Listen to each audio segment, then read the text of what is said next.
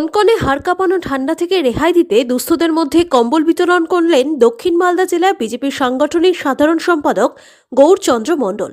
বৃহস্পতিবার বিকেল নাগাদ মালদার মানিকচকের ভারতীয় জনতা পার্টির প্রধান কার্যালয় থেকে 100 গরিব মানুষদের মধ্যে কম্বল বিতরণ করা হয়। জানা গিয়েছে, প্রতি বছরের মতো এবারেও হাড় কাঁপানো ঠান্ডা থেকে গরিব দুস্থদের বাঁচাতে এই মহৎ কর্মসূচি গ্রহণ করেন গৌরবাবু। মালদা জেলা বিজেপির সাধারণ সম্পাদক গৌরচন্দ্র মণ্ডল ছাড়া উপস্থিত ছিলেন মানিকচক মণ্ডল 2 যুব মোর্চা সভাপতি সৌরভ রজক, অশোকা চৌধুরী মণ্ডল সহ অন্যান্যরা। কনকনে ঠান্ডাতে কম্বল পেয়ে খুশি গরিব দুস্থ পুরুষ এবং মহিলারা। মানিকচক থেকে পার্থ ছাড়ের রিপোর্ট, বঙ্গ সংবাদ।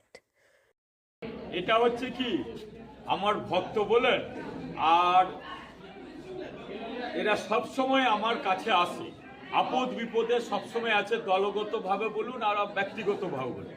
এরা সবসময় দুর্গাপূজায় শাড়ি দিই, আর এই যে প্রচণ্ড কনকনে শীতে কম্বল বিতরণ করি। কদিন থেকে আজকে সময় দেওয়া ছিল এইটুকু লোককে যে আজকে বিলি করা হবে। আমি যেহেতু ভারতীয় জনতা পার্টির একজন একনিষ্ঠ সৈনিক, সেই হিসাবে এই দুস্থ অসহায় মানুষের সব দিন সেবা করি। সেবাই ধর্ম, সেবাই কাজ। আর আমাদের ভারতীয় জনতা পার্টিরও নিয়ম আছে মানুষের পাশে থেকে মানুষের কাজ করা।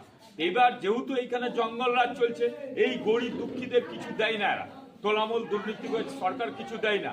এই যে শীতের প্রচন্ড কনকনে ঠান্ডায় কম্বল দিয়ে নিজেরও শান্তি, আর ভারতীয় জনতা পার্টির একজন সৈনিক হিসেবে তাদের পাশে থাকতে পেরেছি, নিজেকে গর্ববোধ মনে করেছি। তাদের আশীর্বাদকে পাথেয় করে সামনে যে 2026-এর নির্বাচন, তাদেরও শপথ আছে যে তারা এই সরকার দ্বিচারিতা করছে, কিছু দেয় না, যে 2026-এ তৃণমূলের বিসর্জন অবশ্যই তাদের আশীর্বাদে আমরা করতে পারব।